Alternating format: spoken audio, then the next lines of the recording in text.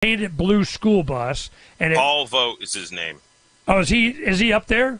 Oh yeah, he lives up in Grafton. Well, yep. what happened? I remember Paul he and his family. They came there from Michigan or something. Yep. We gotta escape, man. We gotta get out of here. They go there and said, "We're staying." And what he did is he had a workshop in the bus, and he would take a bunch of his tools out, put it on a bench. They called it the tool bus, and it was kids would go and learn how to use little hand tools. They'd saw. They'd do a chisel. They'd drive a nail with a hammer. I mean, these are things that you get a little bit of confidence. You build a little birdhouse. You do a little something, and then you get the confidence. And that was one thing I want to, before we run out of time, I wanted to, make this point. One time, Jay and I were talking, and I don't know how it came up, but I was like, what is the opposite of fear? I'm going, fear, everything's got opposite. The opposite of fear is what? Do you remember what you said? Well, we said confidence and competence. Yep. We basically morphed into competence. But yes, we started off as confidence is the opposite of fear. But, you can be confident and still cut off your hand. If you're competent, you're going to maintain all your fingers and not hurt yourself. So you get confidence by being competent and keep all your fingers. And vice versa. So this is one thing that, it really had an impact on me. And Dylan, one of the guys that was working up there, I asked him, I go, what do you think the opposite of fear is? And he goes, competence. And I don't know if you told him or he figured it out, but I was like, woo, that's good information to have. And that's why I think, and Donna and I doing the cross country, several times over the last couple of years, and the Love Bus doing the show and so on, and we've gone, Washington to Maine to southern, California to Key West and back and forth and back and forth. And we usually went to small towns, rural America, counties where they're, giving somebody a hassle and they need some help and somebody explain it to them, bring the Love Bus, do a show, get a bunch of signs. And the rural America people, the population, the farm kids, right, they ooze competence, and they are not, unless they aren't participating or helping on the farm or whatever, they may be school zombies, but most of these guys, they're a totally different category than an inner city kid, not even the same category. And I'm really glad that you have hammered on this idea that they need to have competence in anything, something, learn something.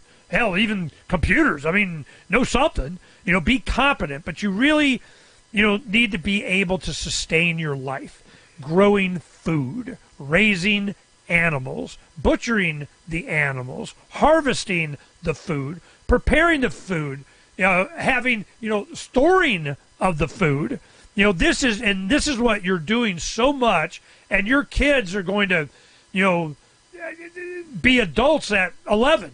They're around people that know this. You're a firearms enthusiast. I mean, I would say you're a gun nut or freak or anything. You're just competent with firearms, and that's important. And you have places to shoot on your land, which is one reason why some of your, liberal neighbors may not dig it. But, this is such an environment for Generation Next.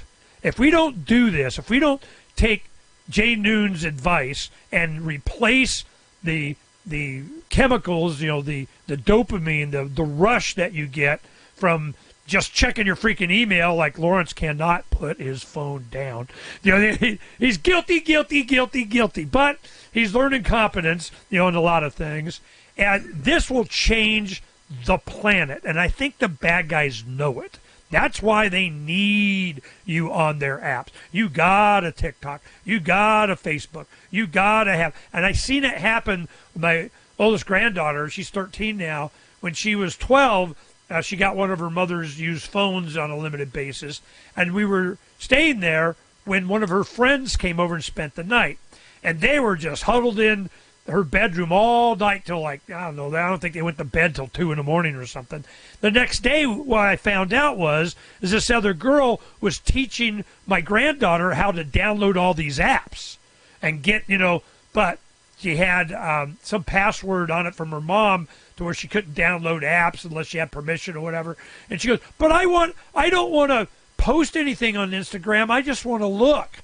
And I'm going, well, that is the problem. They're distracting you. They're feeding you your brain all kinds of crap and everything, and it's not under our supervision or parents or anything. And I'm going, no. So I made her watch, a couple of segments of Social Dilemma, that didn't just come from, Papa. And I go, look, the guys that invented these apps and these platforms, they don't let their kids interact with it.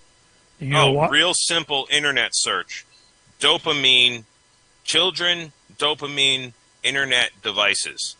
So it just all starts popping up. And I usually use Start Page. I used to use DuckDuckGo until they started, doing stupid stuff with the I'm getting more deal. and more pre-search on my personal stuff. Okay. So, but even on Google, it showed right up all this stuff. Because a lot of times I'll check I'll go DuckDuckGo, and then if I don't, can't find something, then I'll use Google. So anyways, or I'll just see what Google doesn't want you to read, right. And because it doesn't show up right away. But so developing brains or children, dopamine, internet devices.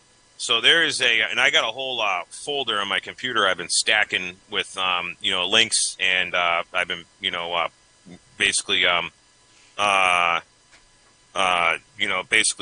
working on it. And the thing is there was one guy, he worked, I believe, for Apple, and this was 2013, and there's a video of him, and he's talking about how the dopamine hit that like 3 to 5 year olds developing brains get from interacting with an internet device is so insane that if like a developed brain of a grown adult was to get the same, in order for that brain to get the same dopamine hit from like a narcotic, might have said opiate, I don't remember, but basically a narcotic of some sort, it would basically result in overdose. That is how powerful these devices are. And he was promptly fired from Apple after testifying. He was basically saying that Congress needs to ban children from using these devices, is what this guy was saying, because they're so horrible. Horrible enough that the developers that create it, big CEOs of whatever the heck, say, my kids do not do it. Yep, Steve Jobs said he will not allow his kids to have devices. If I ever got the chance to ask Elon Musk a question, I'd like to ask him if he'd let, because he's got a bunch of kids, and I'm sure he likes them and wants them to develop fine. I'd like to ask his opinion on that. He created his own school for them to go to.